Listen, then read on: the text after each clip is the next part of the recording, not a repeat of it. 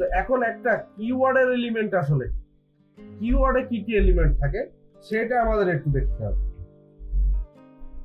তো দেখেন আমরা সাইট গুলোকে এক্সপ্লোর করার জন্য ইউজ করেছিল সাইট এক্সপ্লোরার। তো এখানে আরেকটা অপশন আছে সেটা হলো কিওয়ার্ড এক্সপ্লোরার। হ্যাঁ, তো এখানে কিওয়ার্ড এক্সপ্লোরারে এসে আপনি যদি কোনো টপিক লিখে সার্চ দেন, সাপোজ মনে করেন বেস্ট বেবি ডাইপার, এটা লিখে আমি সার্চ দেব।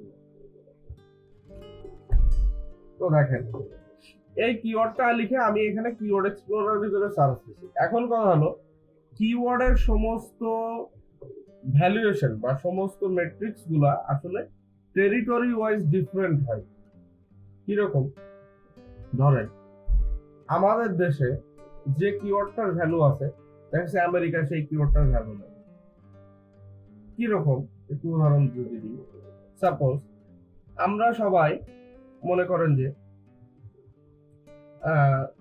সার্চ দিই, সাপোজ কিরকম বলা যায় যে বাংলাদেশ ক্রিকেট টিম বা মনে করেন সাকিব আল হাসান, আমার কাছে এই কিওয়ার্ডটার কিন্তু একটা ভ্যালু আছে, কিন্তু একজন আমেরিকানের কাছে কিন্তু এই কিওয়ার্ডটার ভ্যালু নাই, সে দেবেও না স্যার, তাই না?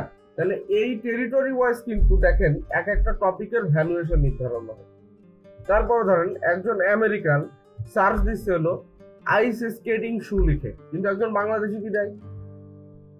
একজন বাংলাদেশি কিন্তু ওইটা লিখে সার্চ দিবে না, বা দিলেও ওদের তুলনায় খুবই অল্প সংখ্যক, কারণ আমাদের দেশে আসলে ওই জিনিসটা খুব বেশি ব্যবহৃত হয় না। যেরকম আমেরিকানরা ওরা স্পোর্টস খেলে হইলো আপনার বেসবল, ফুটবল, তারপর হকি, গলফ, এইগুলা খুবই জনপ্রিয়, বেসবল বিশেষ করে খুবই জনপ্রিয়। তো ওরা কিন্তু বেসবল এই টাইপের জিনিস লিখে সার্চ দেয়, দেখা যাচ্ছে বেসবল ব্যাট, কিন্তু আমরা সার্চ দিই ক্রিকেট ব্যাট। আমরা তো আর বেসবল ব্যাট দিয়ে খেলি না, আমরা ক্রিকেট ব্যাট দিয়ে খেলি। বুঝতে পেরেছেন? তাহলে এক একটা কিওয়ার্ডের ট্রেন্ড কিন্তু কান্ট্রি ওয়াইজ বা টেরিটরি ওয়াইজ ডিফারেন্ট হবে, এইটাই ন্যাচারাল, এইটাই স্বাভাবিক। বুঝা গেছে? এখন দেখেন আমরা যখন একটা কিওয়ার্ড নিয়ে কাজ করতেছি, সাপোজ বেস্ট ডাইপার্স, তো এইখানে দেখেন দেওয়া আছে এটা ইউনাইটেড স্টেটস, তার মানে ইউনাইটেড স্টেটস এর হিসাবে এখানে যে ভ্যালুগুলো আছে সেগুলো শো করতেছে। তো আপনি যদি এখন চিন্তা করেন যে না আমি তো কাজ করবো হইলো সাপোজ কি নিয়ে, ইউনাইটেড কিংডম নিয়ে বা ইংল্যান্ডকে নিয়ে কাজ করবো, তাহলে এখানে ক্লিক দিলে দেখবেন ভ্যালুয়েশন চেঞ্জ হয়েছে। ওই দেখেন ইউনাইটেড কিংডমে দেখেন আপনার সার্চ ভলিউম অনলি 60, যেটা ইউনাইটেড স্টেটস এ আছে, ইউনাইটেড স্টেটস কই গেল,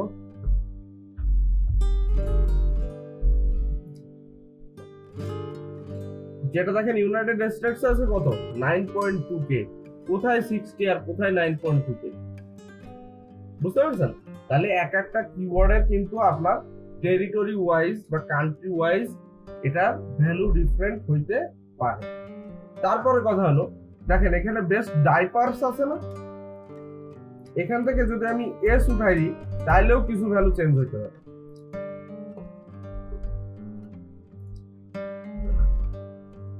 দেখছেন চেঞ্জ হয়েছে, কিন্তু আবার আপনি যখন এখানে এস দিয়ে দেবেন তখন আর এক রকম হবে। ঠিক আছে? তাহলে একটা কিওয়ার্ডের ক্ষেত্রে আপনি অ্যাপ্রোপ্রিয়েট ওয়ার্ড চুজ করতেছেন কিনা, সেটা সিঙ্গুলার ফর্মে কি আছে, প্লুরাল ফর্মে কি আছে। আমরা তো জানি সিঙ্গুলার মানে এক বচন, প্লুরাল মানে বহু বচন। তাহলে সিঙ্গুলার ফর্মে কি আছে, প্লুরাল ফর্মে কি আছে, এই সবগুলোই আসলে ভ্যারি করে, ও সবগুলোই একটা ইম্পর্ট্যান্ট জিনিস।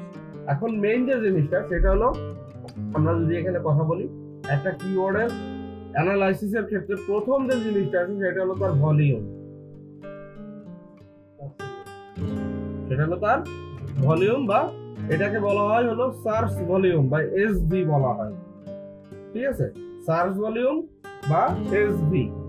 এখন সার্চ ভলিউমটা আসলে কি? এখন আমি বলতেছি সার্চ ভলিউমটা হলো যে এই কিওয়ার্ডটার উপরে কোন টপিক যদি আপনি নিয়ে কাজ করেন আপনার ওয়েবসাইটের ভিতরে, সেই ওয়েব পেজটা যদি গুগলের টপ 10 এর ভিতরে র‍্যাঙ্ক করে, বুঝতে হবে কিন্তু যে এই যে টপিকটা বেস্ট ডাইপার্স, এইটাকে টার্গেট করে আপনি যদি কোনো ওয়েব পেজ ক্রিয়েট করেন এবং সেখানে আপনি একটা কন্টেন্ট লিখলেন ডাইপার্সের উপরে, ওয়েবসাইটের ভিতরে কন্টেন্টই থাকে নাকি, তাহলে কন্টেন্ট লিখে মনে করেন আনুষঙ্গিক সব কাজ করে আপনি কন্টেন্টটাকে গুগলে র্যাঙ্ক করে নেন টপ 10 এর ভিতরে, কোথায়, গুগলের টপ 10 এ, তাইলে আপনি অ্যাপ্রক্সিমেট এই পরিমাণ ভিজিটর পাবেন হইলো আমেরিকা থেকে ওই একটা পেজে। এটা কম বেশি হইতে পারে, এভারেজ একটা ভ্যালু আছে। তো অ্যাপ্রক্স আপনি 9000 মতো ট্রাফিক পাবেন বা ভিজিটর পাবেন পার মান্থ, যদি আপনি গুগলের টপ 10 এ র্যাঙ্ক করতে পারেন। তারপর বুঝা গেছে? তাহলে এই ট্রাফিকটা আপনি কোথেকে পাচ্ছেন? ইউনাইটেড স্টেট থেকে, আমেরিকা থেকে পাবেন। ক্লিয়ার? এরপরে দেখেন এখানে আছে গ্লোবাল ভলিউম। গ্লোবাল ভলিউম মানে টোটাল পৃথিবী থেকে আপনি কত পাবেন। তো আমেরিকাতে পাবেন আপনি 9.2k, কানাডাতে পাবেন 600, ইন্ডিয়াতে পাবেন 600, ফিলিপাইন্সে আছে 150, সিঙ্গাপুরে আছে 100, টোটাল মিলে এখানে গ্লোবাল ভলিউম আছে হলো 11k। আর আপনি টোটাল ওয়ার্ল্ড ওয়াইড থেকে 11,000 মতো ভিজিটর পাবেন পার মান্থ, যদি আপনি এই কিওয়ার্ডটা বা এই টপিকটার উপরে কাজ করে আপনার ওয়েবসাইটটাকে র্যাঙ্ক করতে পারেন। সেটা হইতে হবে গুগলের টপ 10। বোঝা গেল? তাহলে সার্চ ভলিউমটা আসলে কি জিনিস? সার্চ ভলিউমটা হলো এই টপিকটাতে কোনো ওয়েবসাইট যদি গুগলে র্যাঙ্ক করে তাহলে সে মান্থলি অ্যাপ্রক্সিমেট কি পরিমাণ ট্রাফিক জেনারেট করতে পারবে, সেটাই হলো ওই কিওয়ার্ডের সার্চ ভলিউম। যে এই টপিকটাতে যদি আপনি গুগলের টপ 10 এ র্যাঙ্ক করেন তাহলে আপনার কি পরিমাণ ট্রাফিক জেনারেট হবে, সেটাই হলো তার সার্চ ভলিউম। সেই কিওয়ার্ডটা বলতে যে টপিকটা নিয়ে আপনি কাজ করছেন। ক্লিয়ার? আর গ্লোবাল ভলিউম হলো আপনি পুরো পৃথিবী থেকে কি পরিমাণ সার্চ পাইতে পারেন বা ভিজিটর পাইতে পারেন। পরিষ্কার? ওকে।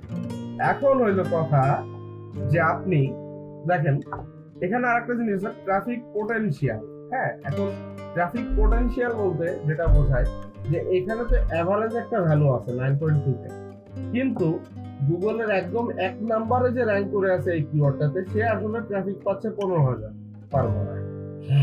তাহলে 15,000 পর্যন্ত আপনি ট্রাফিক আসলে পাইতে পারেন, সেই পোটেনশিয়ালিটি এই কিওয়ার্ডের ভিতরে আছে। ক্লিয়ার? বুঝতে পারছেন যে আপনি অ্যাটলিস্ট 15,000 পর্যন্ত ভিজিটর, মানে এটা কিন্তু অর্গানিক ট্রাফিক, এটা কিন্তু আপনার অন্যান্য কোনো টপিক না, গুগল থেকে কি পরিমাণ সার্চ আপনি পাইতে পারেন সেটার ভ্যালু আছে। কারণ অন্যান্য ভাবে অনেক মানুষ আসতে পারে, এটা কিন্তু গুগলে কি পরিমাণ পাবেন সেটার একটা ভ্যালু আছে। যাই হোক, এই দেখেন এখানে লেখা আছে, দেখেন এই যে বাম পাশে গুগল, যে গুগলে যদি আপনি র্যাঙ্ক করেন এখানে কিন্তু আরো অনেক আপনার সার্চ ইঞ্জিনের কথা আছে, সেখান থেকেও কিছু ট্রাফিক পাবেন। বুঝা গেছে? তো আমরা গুগল নিয়ে কাজ করবো, কারণ গুগল হলো পৃথিবীর সব থেকে ফেমাস, সব থেকে বড় সার্চ ইঞ্জিন, তাই না?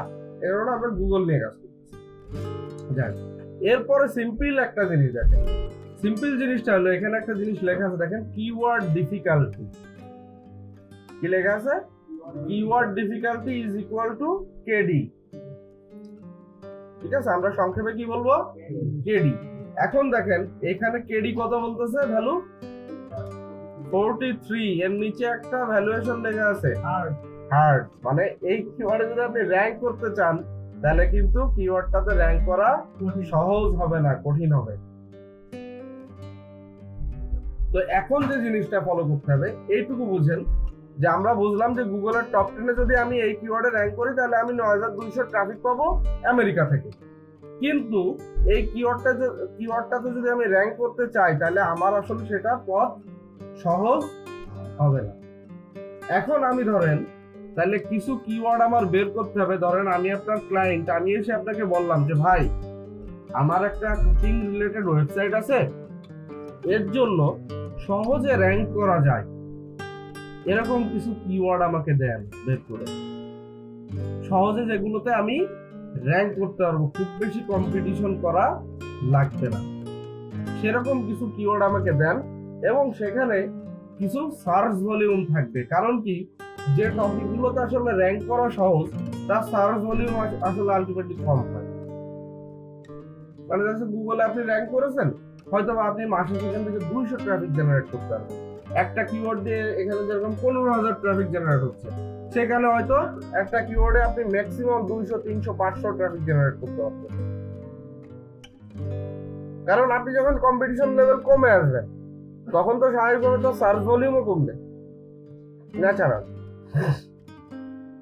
কিন্তু ওইভাবেই আসলে শুরুটা করতে হয়, তা নাহলে আপনি বড় জায়গায় কম্পিটিশন করতে পারবেন না। বুঝা গেছে? তাহলে এখন আমাদের প্রথম টার্গেট কি, যে এমন কিছু কিওয়ার্ড বাছাই করা যে কিওয়ার্ড গুলোকে নিয়ে কাজ করলে পরে আপনার গুগলে সহজে র্যাঙ্ক করতে হবে। এখন কথা হলো, কিছু কিওয়ার্ড আপনি পাবেন যার কোনো কম্পিটিশন নেই, ওটা নিয়ে কাজ করলে আপনি র্যাঙ্ক করতে পারবেন গুগলে, প্রতিযোগিতা নাই। কিন্তু দেখলেন তার সার্চ ভলিউম হলো 0 বা 10, তাহলে ওতে র্যাঙ্ক করে লাভ আছে? যা মানুষ সার্চই দেয় না, তাদের গুগলে র্যাঙ্ক করে লাভ থাকে আছে? কোন লাভ আছে? আপনি চিন্তা করে দেখেন। মনে করেন আপনি আইস স্কেটিং শুতে যশোর এরিয়াতে র্যাঙ্ক করে বসে থাকবেন, তো লাভ কোনো লাভ নেই। তাহলে আপনাকে এমন কিছু জিনিস রিসার্চ করে বের করতে হবে যে টপিক গুলোতে আসলে গুগলে আপনি সহজে র্যাঙ্ক করতে পারবেন, এবং আপনি যে এরিয়াকে টার্গেট করতেছেন সেই এরিয়া থেকে কিছু পরিমাণ ট্রাফিক আপনি জেনারেট করতে পারবেন। তাইলে তখন আপনার এটা ভ্যালুয়েবল হবে। ক্লিয়ার? বুঝা গেছে? তাহলে আমাদের কিওয়ার্ড রিসার্চের মূল থিমটা কি? মূল থিম হলো কিছু কিওয়ার্ড নির্বাচন করা যে কিওয়ার্ড গুলো মোটামুটি লেস কম্পিটিটিভ, যেগুলো নিয়ে গুগলে সহজে র্যাঙ্ক করা যাবে, এবং সেখানে আমার মিনিমাম কিছু সার্চ ভলিউম থাকবে, যেখান থেকে আমার কিছু পরিমাণ মানুষ গুগল থেকে সরাসরি আমার ওয়েবসাইটে আসবে। বুঝা গেছে? এরপরে কিওয়ার্ডের আরেকটা ট্রেন্ড আছে, সেটা নিয়ে একটু আলোচনা করি। সেটা হলো কিছু কিছু কিওয়ার্ড আছে যেগুলো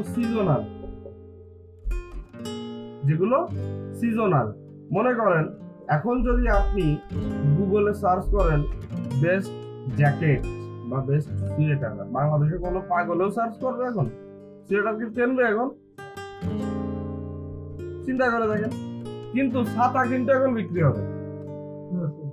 এখন দেখবেন সব দোকানে ছাতা আছে, কিন্তু শীতকাল আসলে দেখবেন ছাতার ব্যবসা নেই।